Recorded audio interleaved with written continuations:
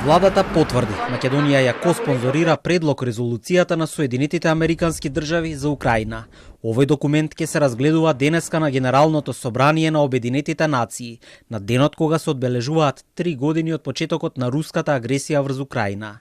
Македонија е една од државите кои застануваат зад предлогот на САД, а запрашан зошто државата презема таков чекор, премиерот Мицкоски само кратко и без многу образложување коментира: така одлучив. Покрај Македонија, коспонзори на американската резолуција се и Унгарија, Израел и Грузија. Па така одлучивме, дека ќе бидеме коспонзори на резолуцијата која што ја поднесува Соединетите Американски држави. Добро, што очекувате? Па очекувам да истата биде поддржана од мнозинството во рамките на Обединетите нации. Другата предлог резолуција која што е на маса е подготвена од Украина и поддржана од Европската унија.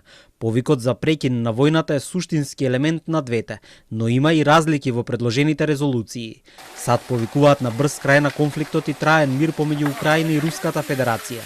Америка во документот не ја споменува инвазијата на Русија врз Украина.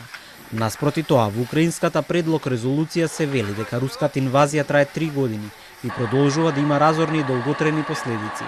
Дополнително во предлогот на Украина се вели дека сите претходни резолуции кои се усвоени од страна на Генералното собрание на Обединетите нации треба да се применат во целост, а со тоа и оние кои бараат од Русија целосно да се повлече од меѓународно признаените граници на Украина. Сите досегашни резолуции го потврдуваа суверенитетот и целовитоста на Украина.